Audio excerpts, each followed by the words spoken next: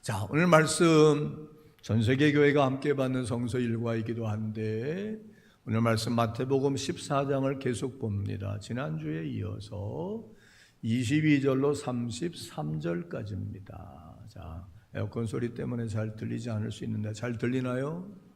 네. 제가 한 절, 여러분 한 절 교독해서 받겠는데 어떤 마음으로 임하느냐가 중요해요. 자, 저 좀 보시고요. 이 말씀 누가 주시는? 크게 누구에게 누구 들으라고? 정말로요? 목사님 오늘 그 설교 나 들으라고 했지요. 그럼요. 뭐 하셔서 어떻게 되라고? 정말로요? 싫은 소리가 나와도 어떻게 되라고? 잘 되라고. 어떻게 살라고? 어떻게 믿으라고? 그러다가 종당에 어디 가서 주님 만나기를, 천국 가서 만나기를 원하셔서 주셨고, 여러분도 그렇게 되길 원하면 아멘. 크게 아멘. 크게 아멘. 교독해 봤습니다. 예수께서 즉시 제자들을 재촉하사 자기가 무리를 보내는 동안에 배를 타고 앞서 건너편으로 가게 하시고,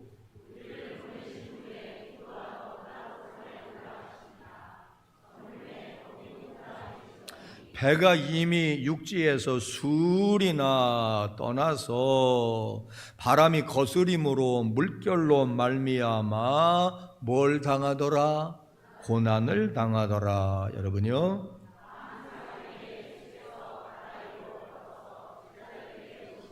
제자들이 그가 바다 위로 걸어오심을 보고 놀라 유령이라 하며 무서워하여 소리 지르거늘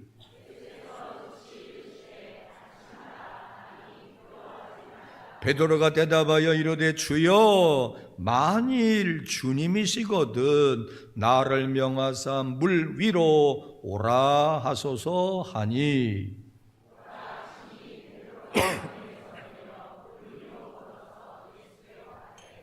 바람을 보고 무서워 빠져가는지라 소리질러 이르되 주여 나를 구원하소서 하니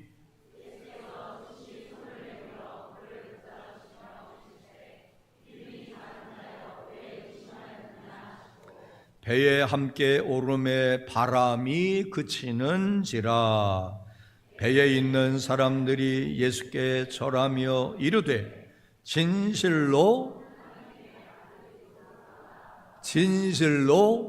하나님의 아들이로소이다 하더라. 예수님의 행적에 대한 이야기입니다. 실제로 벌어졌던 일이라고 믿으실 수 있으면 아멘. 이런 일이 가능할 수 있다고 정말 믿어지시나요? 억지로 가식적으로 대답할 건 없지만 믿어봅시다. 무슨 내용인가요? 본문은 이렇게 시작합니다. 예수께서 즉시 제자들을 재촉하사 강 건너로 넘어가라 하셨다. 그러면서 말하기를 내가 무리들을 돌려보낼 테니까 너희들은 어서 속히 건너가라 하셨다는 얘기입니다. 오늘 본문은 지난주에 이어서 계속되는 말씀입니다. 여기서 무리들은 누구냐? 세례 요한이 참수를 당했다는 얘기를 듣고 자기들도 해를 당할까봐 세례 요한처럼 죽임을 당할까봐 세례 요한을 따랐던 제자와 무리들, 또한 목자가 필요하고 지도자가 필요하고 예언자 선지자가 필요했는데 세례 요한이 죽자 목자 없는 양같이 유리방황하다가 죽을까 봐 대신 예수님의 행적을 추적해서 예수님이 빈들로 나가셨다는 얘기를 듣고, 예수님은 참고로 세례 요한과 함께 같은 사역을 했다고도 볼 수 있고 세례 요한이 예수님을 인정했고 소개했던 바이기 때문에 세례 요한을 참수하면 마치 그 추종자들을 다 죽일 것 같아서 그러나 예수님은 이때 돌아가시면 안 됐기 때문에 잠시 피해서 피신해 가 있는 겁니다. 그때 예수님을 찾아온 1만여 명의 사람들을 보시고 지난주 이야기대로 돌아가라, 물러가라, 나 지금 여기 숨어 있는 거다. 그랬다, 아니다? 아니다. 목자 없는 양처럼 병들고 고나고 힘들고 진리를 알지 못하고 불안해하고 있는 그들에게 다 같이 무슨 마음을 가지시고 어떻게 여기셔서, 아유 내가 질문이 잘못됐네, 9시 예배 얘기하니까 다 대답하대. 지난주 설교 하나도 안 잃어버렸어요. 너무 고마워요. 자기도 힘들고 자기도 어렵고 자기도 위기이지만 다른 사람의 형편을 헤아리시는 자비로우신 예수님, 불쌍히 여기셔서 그들의 병을 다 고쳐주셨고, 저녁이 돼도 사실은 돌아갈 수 없는 형편이고 배도 고픈데 그들을 보리떡 5개와 물고기 2마리로 먹이셨어요. 믿으시면 아멘. 그 다음에 바로 행하신 일이 오늘 본문입니다. 제자들에게 즉시, 지금, 빨리 건너편으로 가라. 강 건너로. 요단강이기도 하지만 여기 갈릴리 호수이기 때문에 바다라고도 그러고 호수라고도 그러고 강이라도 그러고 그래요. 즉시, 지금 빨리 건너가라. 그 이유는 설명하지 않아요. 그리고 여기 모여있던 물이 여기 계속 있으면 안 돼. 여기 빈들이고 어려워. 또 내가 여기 계속 머무를 수 없어. 다른 마을로 돌아가서 복음도 전하고 병자도 고쳐야 돼. 이들은 내가 알아서 돌려보낼 테니까 너희들은 상관하지 말고 너희들 먼저 즉시 건너가라. 그래서 그들은 건너갑니다. 그리고 제자들은 건너갔고 예수님은 혼자 뭐 하러 가셨어요? 주무시는 게 아니라 기도하러 가셨어요. 무리들은 다 건너갔어요. 한참 지나 밤이 됐는데 예수님이 보니까 제자들이 건너가고 있는 그 바다에, 그 호수에, 그 강에 다 같이 뭐가 일어요? 바람과 풍랑이 일어요. 참고로 갈릴리 호수는 우리 성지순례 가봤지만 호수라고 하기에는 너무너무 큽니다. 바다입니다. 밤새워 건너가야 되는데 새벽 3시에서 6시쯤 됐는데 너무 파도와 바람이 일렁이고 하니까 예수님이 깨서서 보니까 위험하거든. 그래서 제자들이 있을 만한 곳으로 물 위를 다 같이 뭐해서 걸어서, 내가 볼 땐 뛰어갔을지도 몰라요. 걸어가셨어. 그때 벌어진 일이 오늘 본문의 얘기입니다. 자, 그러면 하나님은 왜 이 말씀을 성경에 기록하라고 하셨을까? 오늘 우리는 이 말씀을 통하여 하나님이 원하고 바라시는 어떤 메시지와 교훈을 얻어야 될까? 이 이야기를 아는 거로 끝나지 말고 여러분에게 주시는 말씀으로 받기를 원하면 아멘. 무슨 메시지, 무슨 교훈을 받을 수 있을까요? 저를 통하여 하나님 주시는 교훈과 메시지는 제가 3개를 추려봤습니다. 첫째, 따라합시다. 예수님이 누구이신지, 과연 어떤 분이신지 제대로 알고 믿고 따르기를 원하셨다. 그게 주된 이유일 것 같아요. 복음서에는 예수님의 행적이 많은데 오늘 여기 본문 내용은 마태복음에만 유일하게 나와요. 특별히 베드로가 물에 빠져서 살려달라고 하는 이야기가 정점에 이르릅니다. 이 이야기를 통하여 우리는 뭘 배우고 뭘 깨달아야 될까? 첫 번째가 예수님은 어떤 분이냐 하는 겁니다. 그것은 제자들의 고백을 통하여 오늘 본문에 소개되고 있습니다. 다 같이 그는 진실로 누구의? 하나님의 아들이로소이다 라는 고백을 합니다. 그렇습니다. 한번 여러분 생각해 보길 바랍니다. 이미 이런 믿음과 고백을 할 수 있는 분이 있겠지만 그렇지 못한 분도 많아요. 예수. 그러면 그분은 누구냐? 좋은 말씀 해주시는 분이야. 예수님 누구냐? 남다른 사랑의 사람이시여. 예수님 누구냐? 훌륭한 능력자였어. 여러분, 이미 예수님은 하나님의 아들이라고 믿을지 모르지만 그때 당시의 제자들은 하나님의 아들이란 얘기는 예수님이 세례받을 때 이미 들었지만 그들의 체험을 통하여 그들의 입술로 진실로 우리는 이제 알았습니다. 당신이 다 같이 누구의 아들? 하나님의 아들이라는 사실을 알았습니다. 라는 고백을 합니다. 여러분, 잠시 잠언자답해 보기 바라요.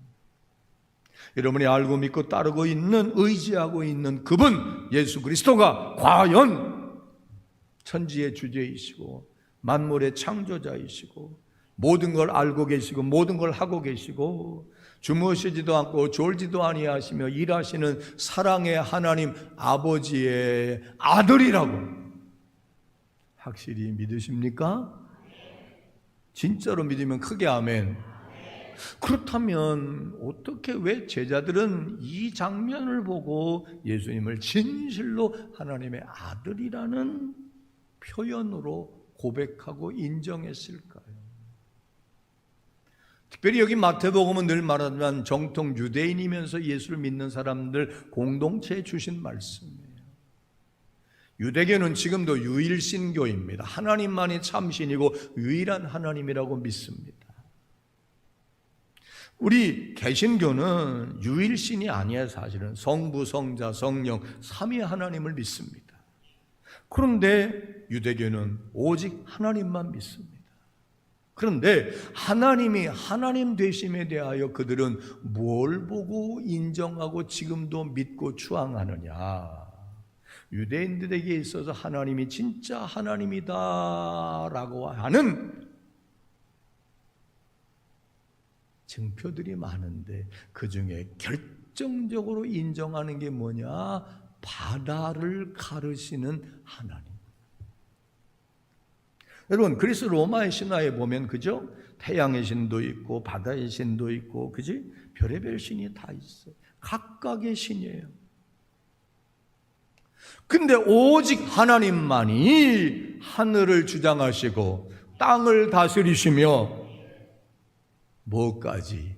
바다까지 완전히 지배하셔서 그 홍해 바다를 쫙 가르시고 바다 물결이 장벽처럼 펴지게 해서 그 바다에 길을 내셔서 자기 조상들을 출애굽시키시는 그 능력은 다 같이 오직 누구만이?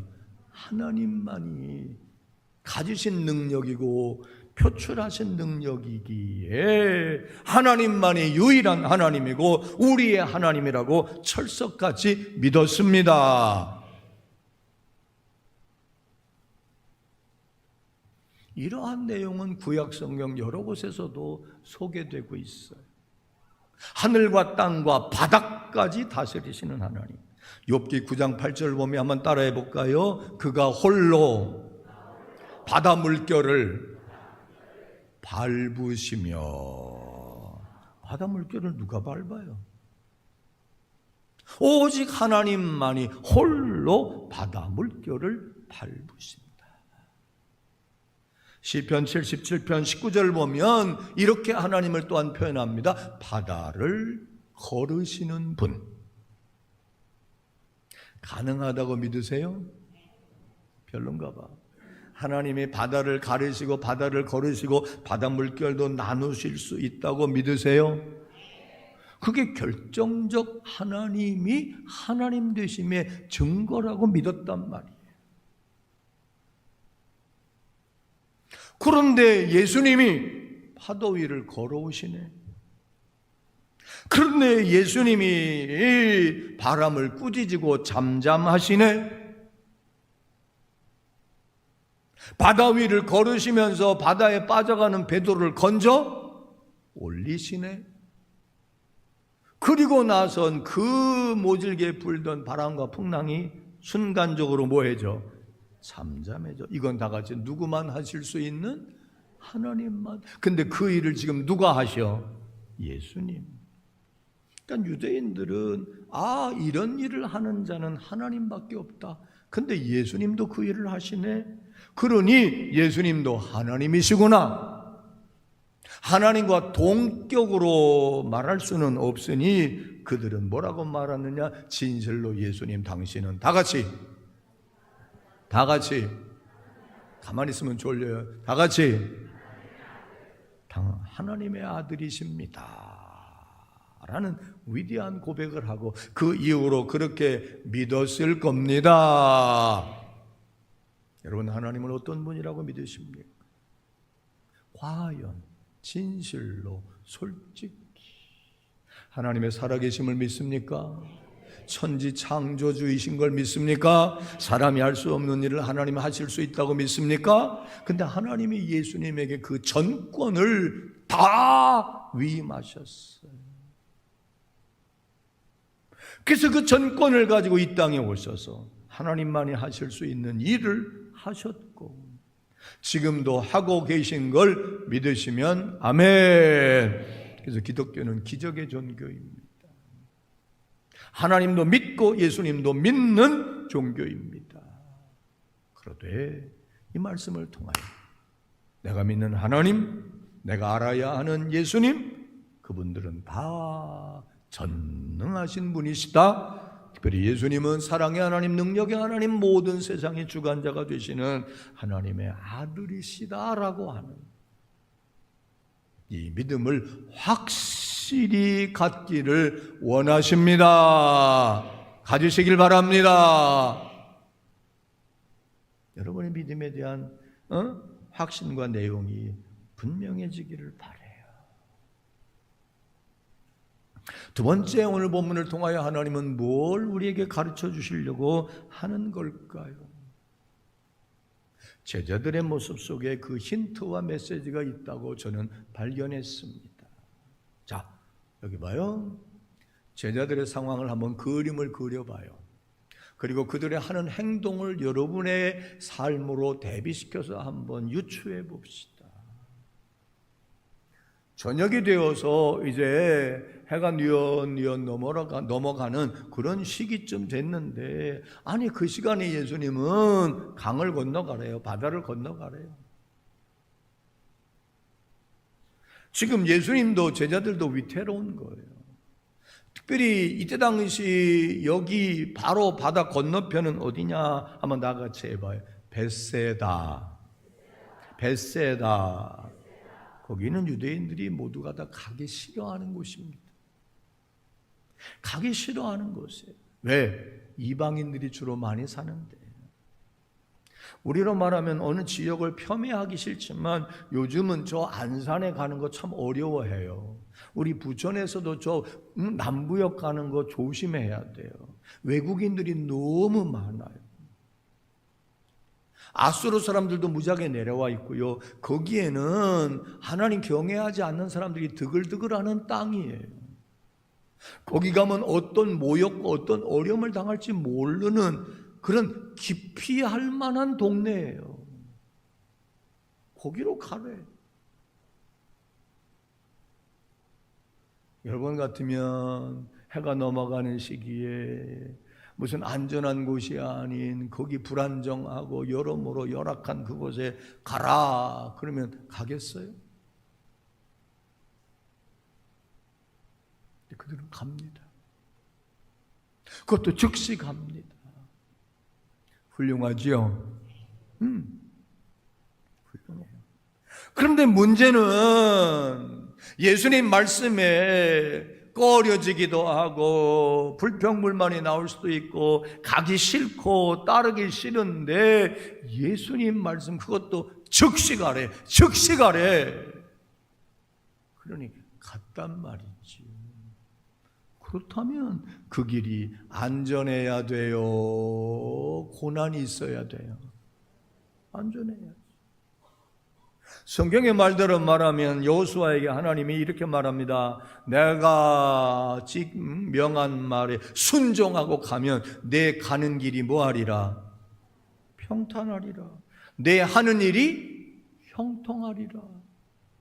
하나님의 아들 예수 그리스도가 하시는 말씀을 따라 그들은 즉시 가기 싫고 힘들고 위험한데 갑니다. 그러면 그 길이 평탄하고 형통해야 되고 꽃길이어야 되는데 웬걸 고난의 길이 됐어. 어떻게 생각하십니까?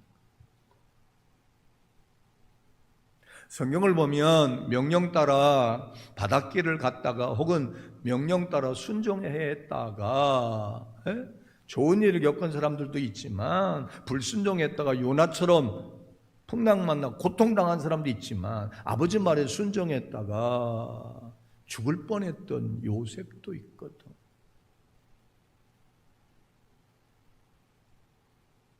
여러분은 적어도 하나님 말씀, 예수님 말씀이라면 순종하고 싶으십니까? 부모님 말씀이라면 순종해야 된다고 생각하십니까? 근데 엄마 말 따라 아빠 말 따라 했더니 어려움이 갑자기 생겨. 어떡하지?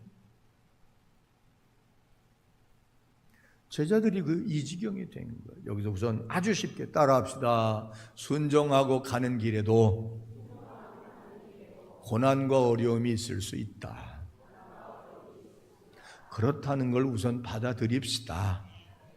그럴 수도 있는 거예요. 그런데 그냥 고난과 어려움으로 바다에 빠져 죽었어요? 아니잖아. 예수님이 고난당하는 걸 아셨네, 보셨네, 인지하셨네. 그냥 둘 수 없어서 순종하고 가는 그들을 위하여 새벽 서너 시에 무리를, 그 풍랑이 있는 바다 위를 무리를 걸어오셔서, 아니 내가 볼 땐 뛰어오셨을지도 몰라. 아니 날아오셨을지도 몰라. 하긴 날아오는 것보다 걸어오는 게 더 힘들었겠지. 오셔서 그들을 도우시려고 오셨다는 사실, 그 사건을 통하여 예수가 하나님의 아들이시라는 것을 그들이 확실히 믿게 하고 체험하게 해 주셨다는 사실을 오늘 우리가 발견하기를 하나님은 원하실 겁니다. 나는 이 말씀을 준비하면서 이 얘기를 해볼까 안 할까 하다가 9시 예배도 잠깐 했는데 봐봐요. 예수님의 행동에는 다 계획과 뜻이 있으셨을까요? 아닐까요?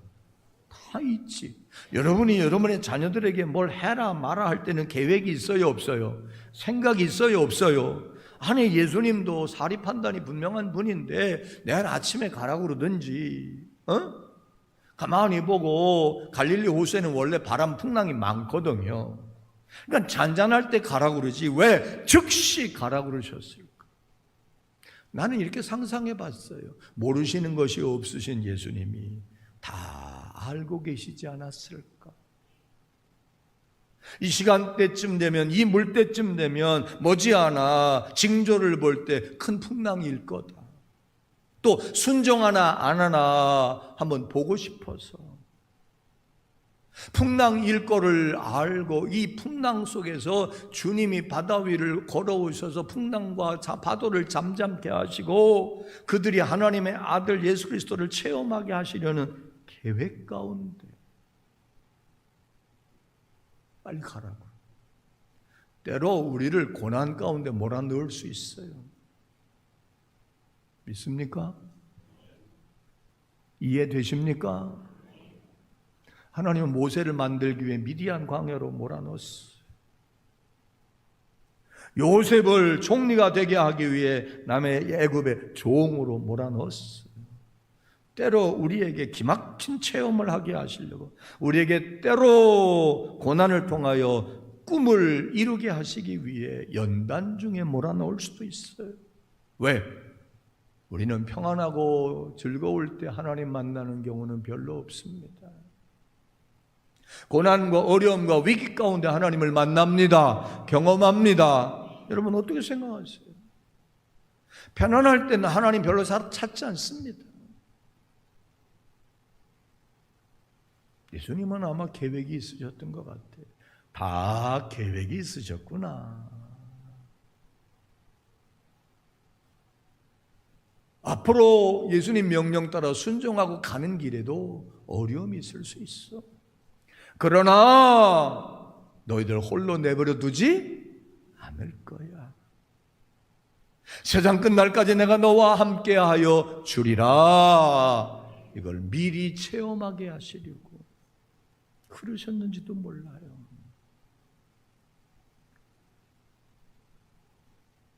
그러므로 오늘 이 말씀을 통해 배웁시다. 그리고 혹은 여러분이 왜 내가 선의를 가지고 하나님의 말씀을 따라 예수님 말씀을 따라 각자께는 부모님의 말씀을 따라 때로는 영적 지도자 목사님의 말씀을 따라 이렇게 해보고 저렇게 해봤는데 왜 당장 내게 이런 어려움이 있지? 형통해야 되지 않아? 평탄해야 되지 않아? 부모님이 하라는 대로 하는데 왜 이렇게 어렵지? 이제 안 해. 혹 마음을 접고 혹은 여러분의 생각이 이렇게 경도되어 있지 않습니까? 그럴까봐 그런 걸 아시고 그랬는지 예수님은 한 걸음에 달려오셔서 그들을 건져주시고 그들을 살려주시고 그들을 도와주셨다 하는 사실을 분명히 발견하고 믿게 되기를 축원합니다. 근데 제자들은요, 이 경험으로 그 이후의 삶에 있어서 힘들고 어려운 고비들을 넘겼을 겁니다. 교회를 상징하는 상징물이 많은데 전 세계 교회가 공유하는 게 뭐냐면 배입니다. 배. 왜냐? 교회는 구원의 방주이고 노아의 방주이고 생명선이기 때문에. 그리고 성도들은 이 배에 타고 있는 승객입니다. 그런데 순종으로 가는 이 교회의 항로에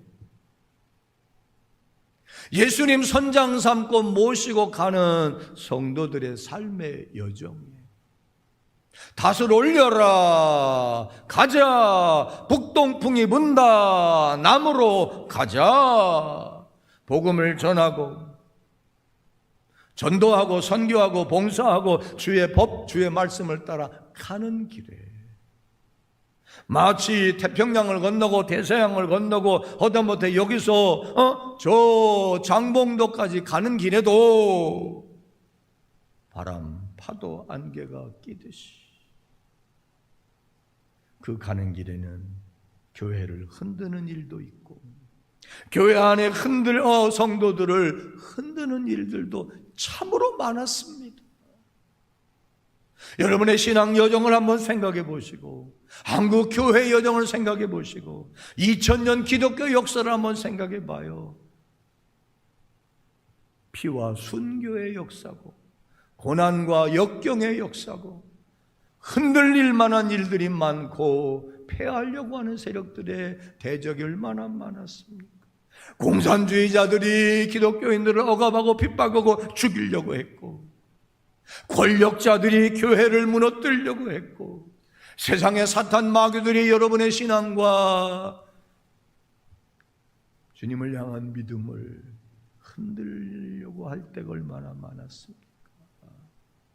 그러나 그때마다 포기하고 간 사람들이 있었겠지만 그런 일은 있을 수도 있다 라고 생각하며 그때마다 주님이 찾아오셔서 제자들을 건져주시고 살려주신 것처럼 도와달라고 살려달라고 기도하면서 분열과 중단 없이 순종하며 사명과 본분을 망각하지 않고 행하려고 할 때 주님이 다 잠잠하게 하시고 지켜주시고 도와주시고 살려주셨다라고 하는 것이 선교의 역사이고 남달리 믿음을 지키고 이기는 자들이 되었던 간증이고 고백인 것을 기억할 수 있기를 바랍니다.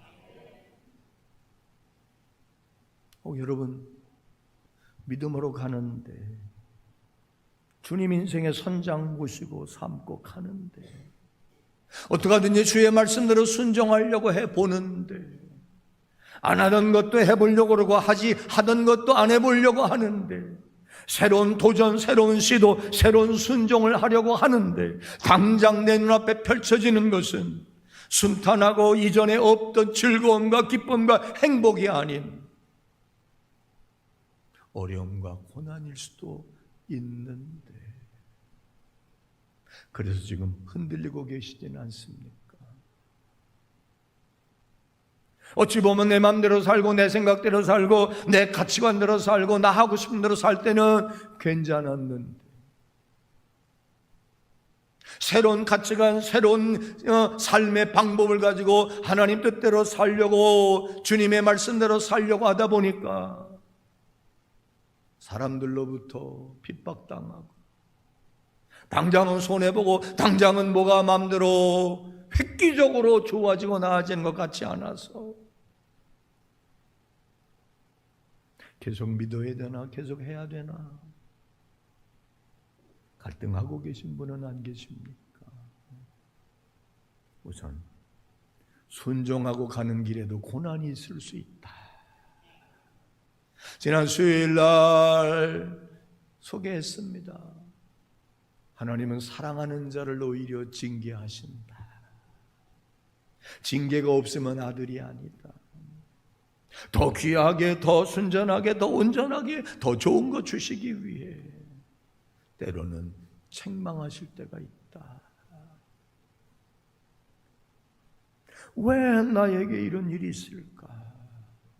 쉽게 판단하고 포기하고 절망하고 낭망하지 않기를 축복합니다.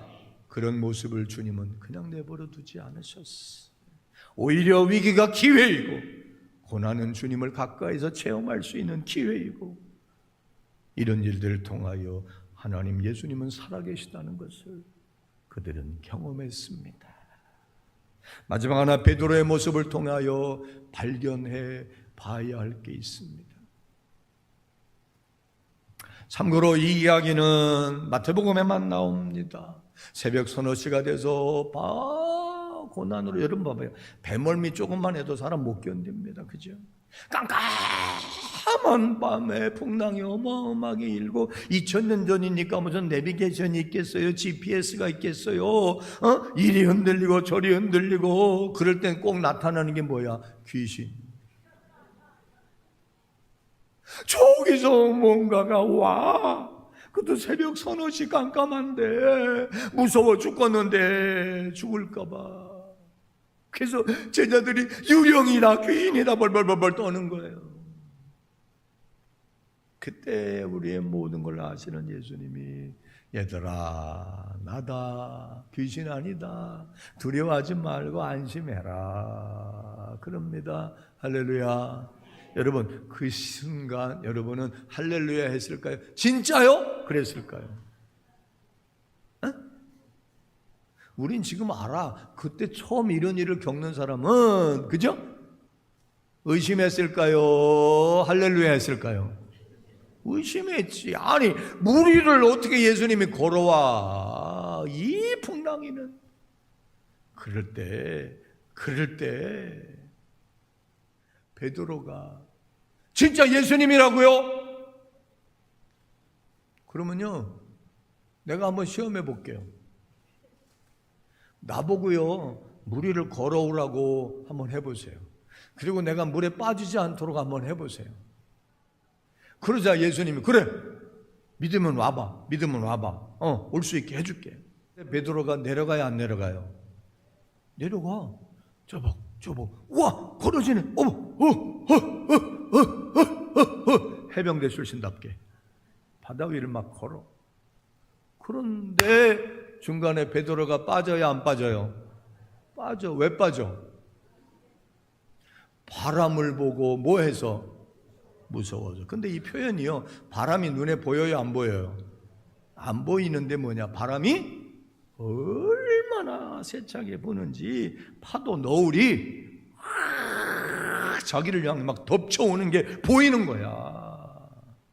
그러니까 무슨 마음이 들어서? 두려운 마음, 무서운 마음이 들어서 그 순간 뭐 했지요? 의심했어. 두려웠어. 예수님이 와, 올 수 있어, 날 믿어봐. 시작은 믿음으로 했다니까. 만약에 바람이 안 불었다면 끝까지 갔겠지. 바람이 더 드세지지 않았다면 두려워하지 않았겠지. 근데 왜 아플싸? 왜?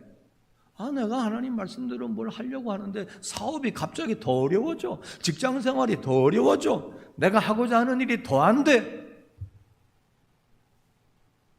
믿음으로 하고 예수님 말씀대로 했는데 그럴 수 있다 없다? 그럴 수 있다 없다? 있어요. 있다고.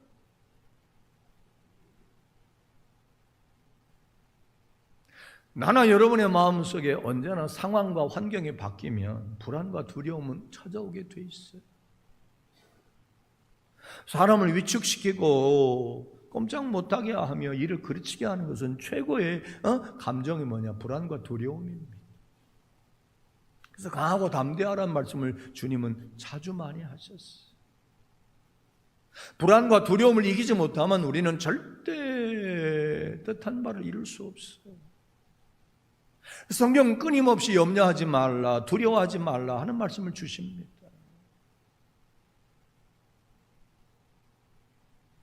상황이 좋고 잘 나갈 때 무슨 두려움이 있고 무슨 불안이 있겠어.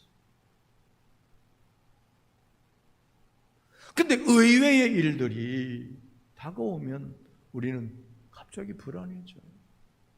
두려워져요. 그러다 보니 그전에는 예수님 바라보고 갔겠지. 예수님 잘 가네요. 내가 갈게요. 근데 확 하니까 시선은 예수님께서 떨어지고 당장에 펼쳐지는 파도를 보며 그 제자들이 또 보면서 와, 파도 온다 그러지 않았겠어요? 때로 우리는 예수님의 약속보다는 사람의 말에 흔들릴 때가 있어요.